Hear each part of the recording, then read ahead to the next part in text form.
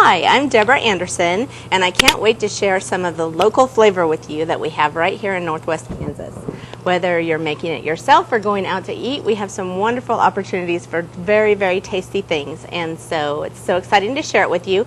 I'm right here in Destination Kitchen, which is in downtown Norton.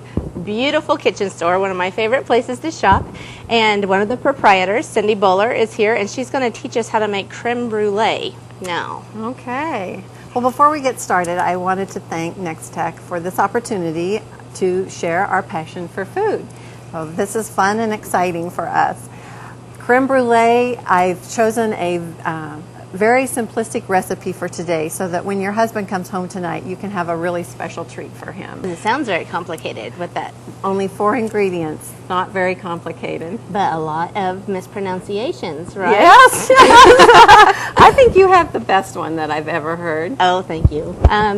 I would never actually try creme brulee because it sounded so weird to me, and you know, I kind of only stuck with chocolate, but I have a really great friend, Daryl, who loves these kind of things, and so we had gone to a nice restaurant, and he thought, oh, they have creme brulee, and he will let me taste it, and I was so excited, and he's trying to order it, and the waitress is like, what?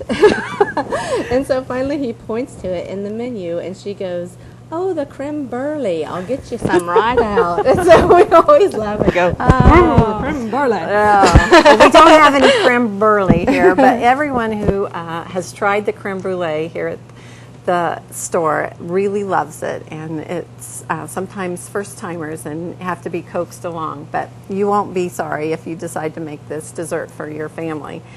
So we need to get started, and we're going to start by measuring out the sugar. Here in our kitchen, we use superfine sugar. Normally what you would buy off the shelf at the grocery store is granulated. And it measures out the same. So even if you want to use, excuse me, your granulated sugar, it's still 3/4 of a cup. But if you would like to make superfine sugar, which melting and different sauces have the smaller granule, you can put it in your food processor, and I would say spin it for about a minute, and that will get you superfine sugar. The other thing is, if you want to go a step further, castor sugar is even finer, and lots of bakers and frosting makers and wedding cake people use castor sugar. It's easier to melt down and break down. That's probably why I can't make wedding cake at home. Yeah, I tried many times. But this isn't powdered. If you do it too long, will it turn to powdered sugar? No, Okay, good. No, that's a whole different process. Okay, good. So I've used a dry measuring cup, and we've got our 3/4 cup in here. The next thing that we're going to add to the sugar is cream.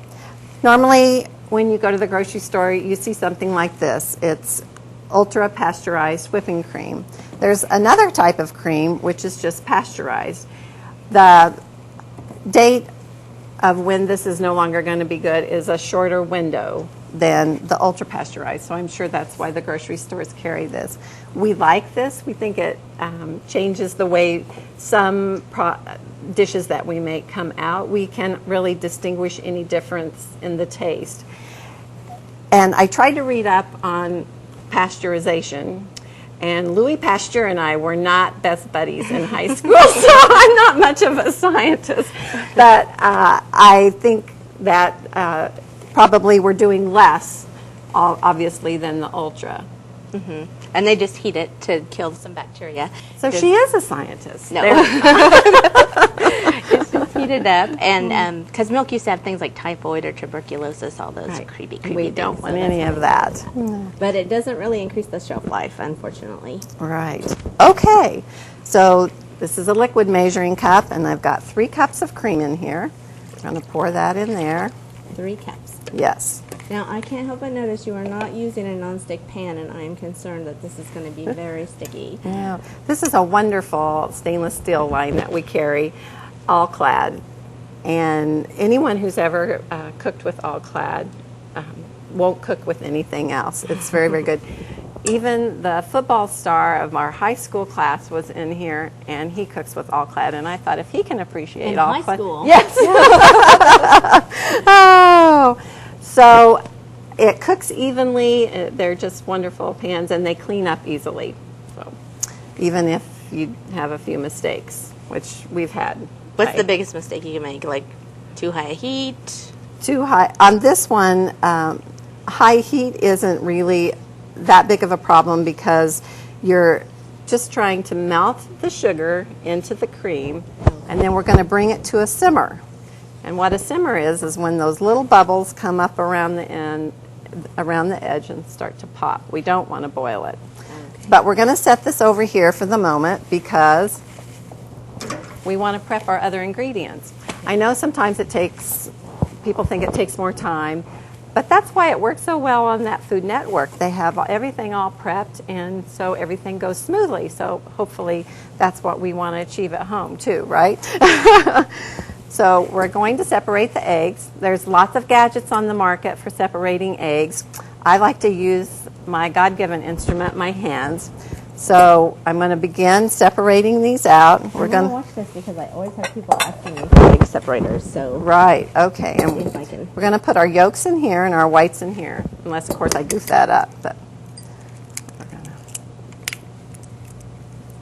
oh, you really meant your hands. I really meant my hands. And you can use it to pinch off some of that stuff. So we're going to do 7 eggs. And for this recipe, just the yolks. Usually recipes call for the whites. Yeah. Whites are great for making meringues or angel food cake. So we shouldn't throw this out? No. And some people struggle with the meringues on their pies, and usually it's they haven't used enough whites to get that nice tall meringue they're looking for. And you might notice that my eggs look like Easter eggs. Oh, that's right. We have eggs from Georgia's house. They have chickens, and they lay these beautiful eggs.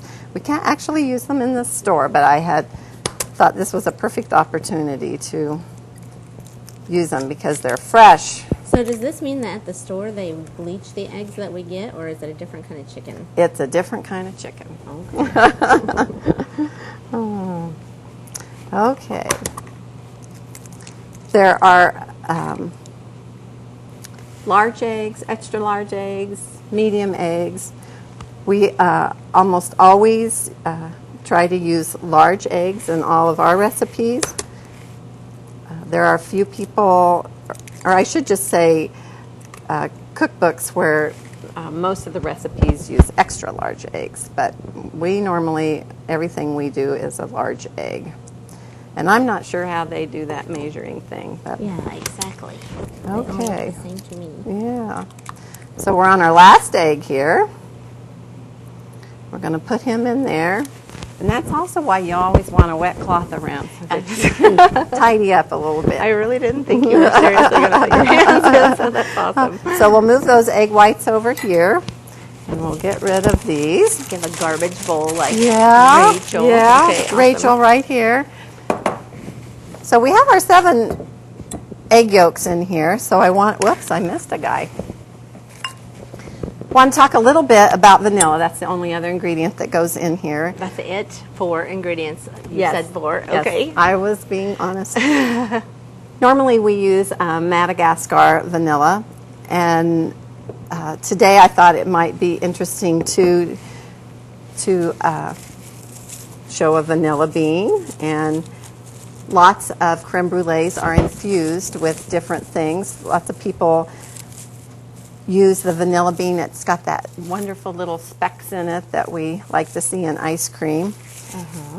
And also like what... I want to smell it. Absolutely. I wish we had sniff on the TV because it's really going to...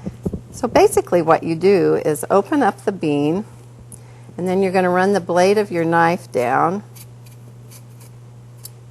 and you're going to get all these wonderful little seeds. Can you smell it? Smell it.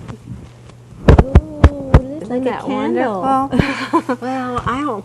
Better than a candle, don't you think? So if we were doing the vanilla bean, we would put the seeds in here, and we would pop the vanilla bean in here, and then we, of course, retrieve it out. Yes, extra flavor. So we're going to put this over here. So the magic of the vanilla is not the liquid, but more the flavor, because you wouldn't have added any liquid if you used that. Right, Okay. and it is stronger and more. So what is the liquid in vanilla then? Basically, it's water and alcohol. This particular vanilla is bourbon vanilla. You can also make vanilla with vodka, but there's always an alcohol content. There's only 3 places where vanilla beans are grown. There's Mexico, Madagascar, and then there's Tahitian. And so it actually comes from an orchid. And so they have this really long bean, and through the whole process it shrinks. So there's more than you needed to know about this bottle of vanilla, right? So we're going to put 2 teaspoons in here. And we're going to whisk that. And I'm just using a balloon whisk to mix this up. There are lots of different kinds of whisks, and we have many of them in the store, but they all kind of have different purposes. So like a flat whisk like this one, you would use with sauces.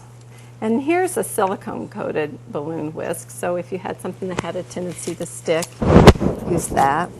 And silicone's cool because you can get it really hot, so you can still cook with it. Right, no problem. And this one's kind of neat because it can get in the corners of things or in your round part of your saute pan. And this is a butterfly whisk. Isn't that beautiful? So if you need to get volume, that's going to do that. This one's great for doing salad dressings. Kind of has a little bounce to it. So probably the most universal whisk is probably going to be your balloon whisk. So we've whisked that together. And now we're going to start heating our cream. And who's helping us? That must be your partner. Yeah. The other proprietor of the store, Georgia Mann's going to help us out. If we can get the stove to light. And she's the one that has the magical chicken. So, yeah. And we're using a spatula to stir with that is also silicone, and you can use it up to 500 degrees. And they're just a great spatula to have around because you don't have to be switching out if you're using it on the stove. That one has kind of a traditional head on it, it looks like. Yeah. Let me just tell you, for when I make fudge, which I cook on the stove like this, I really love this one because you can get in the corners so good.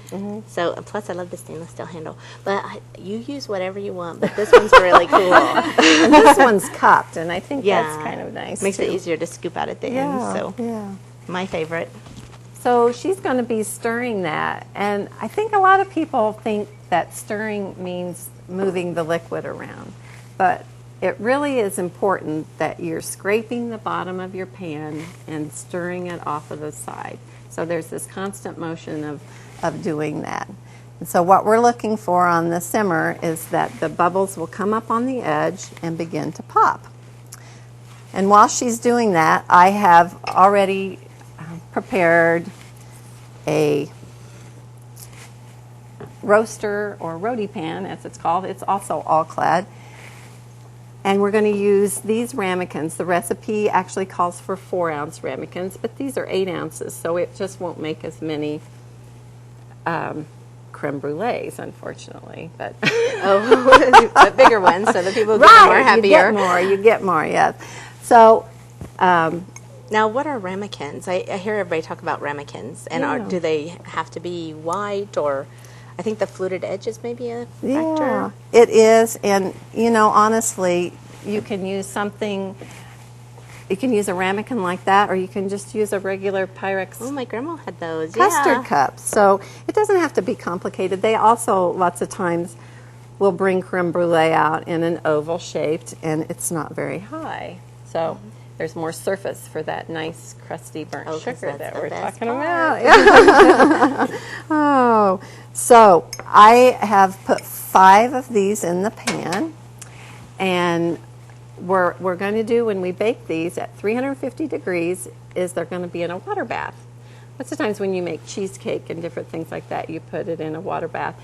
And it just helps to maintain the temperature, and so it does not like burnt on top and something going on inside. So the water keeps it at this nice constant temperature, and it's boiling water or hot water and halfway up. So on this particular custard cup, we would put the water just halfway up because this is about 2 inches. So, Okay. Is it like a double boiler?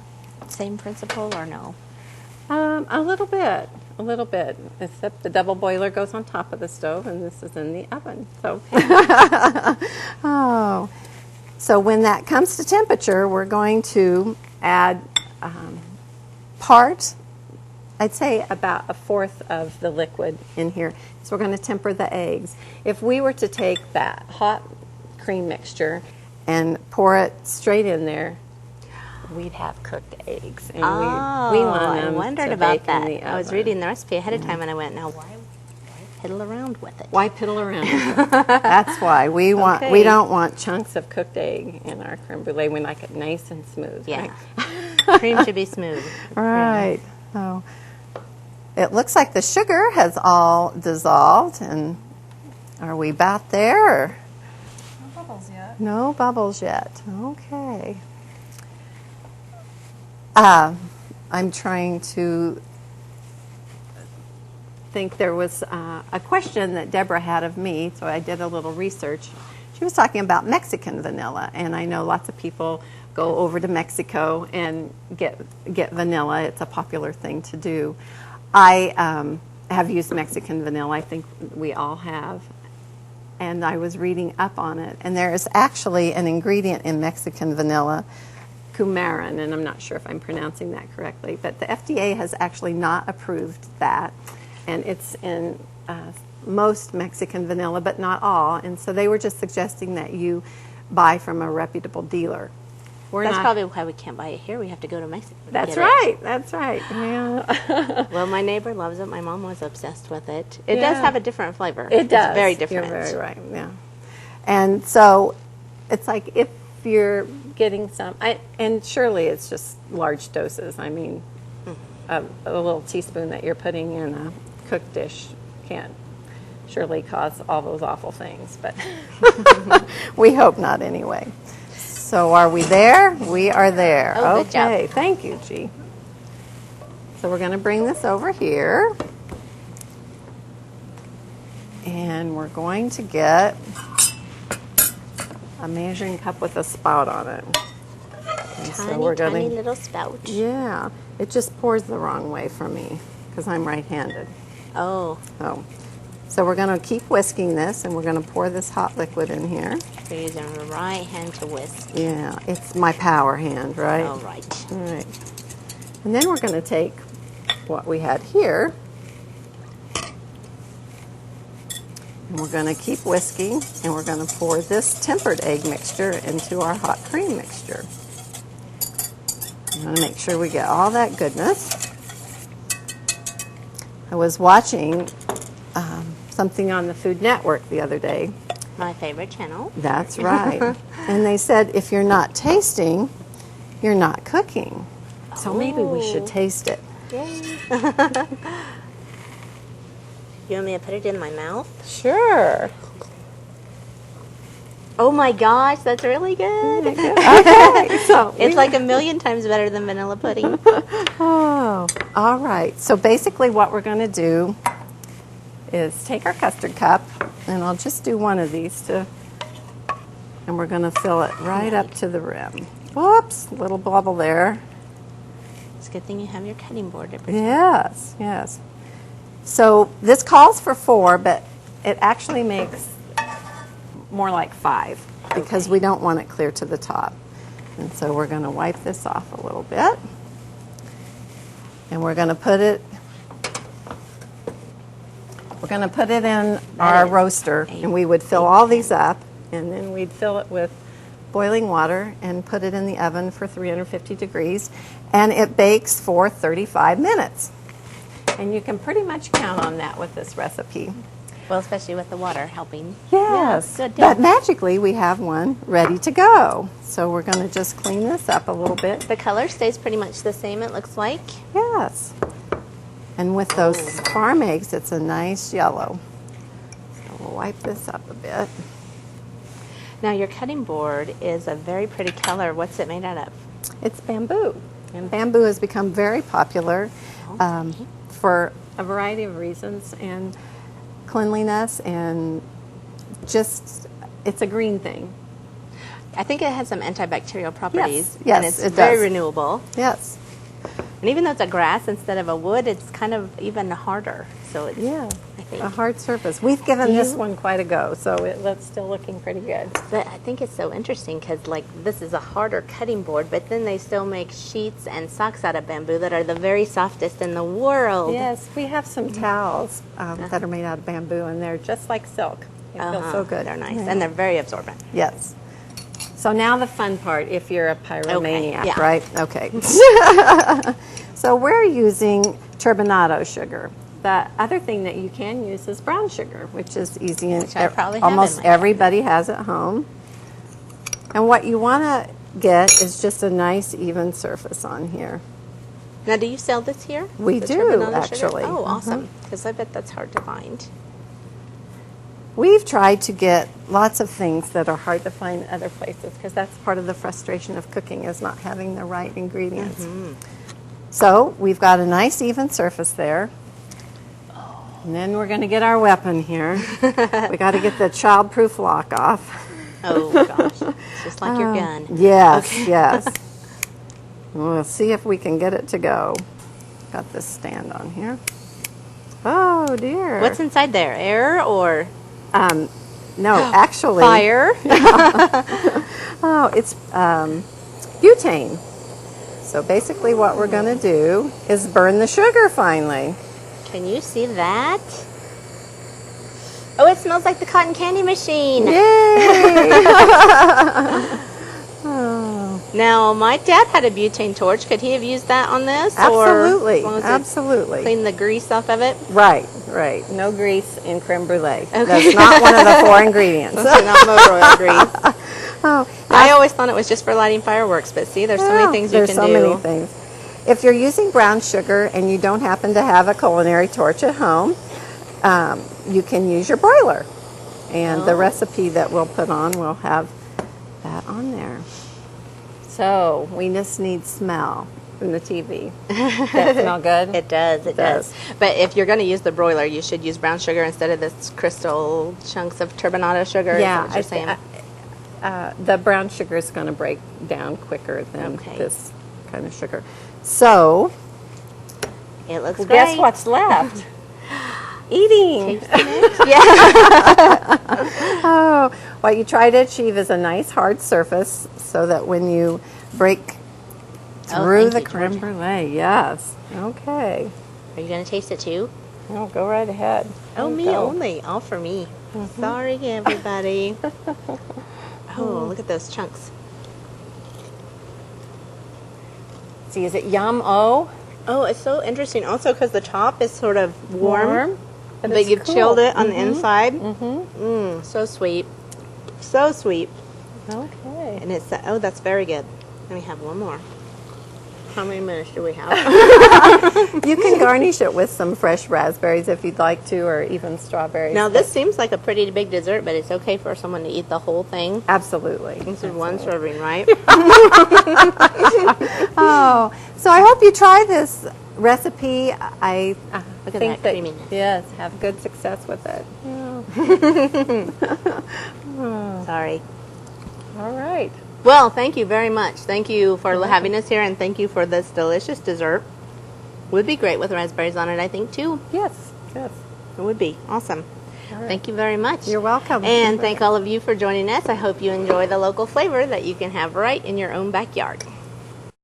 Destination Kitchen, located in downtown Norton, has the most comprehensive selection of specialty kitchen products and food between Denver and Kansas City. Georgia and Cindy might be called foodies and open their store as a natural outlet for exploring their passion for new recipes and tasting something new. Unique lunches and delectable desserts top it all off. Make Norton your next destination. Broaden your comfort zone in food and pick up a handy kitchen gadget that makes mealtime fun and easy. It's all waiting for you at Destination Kitchen.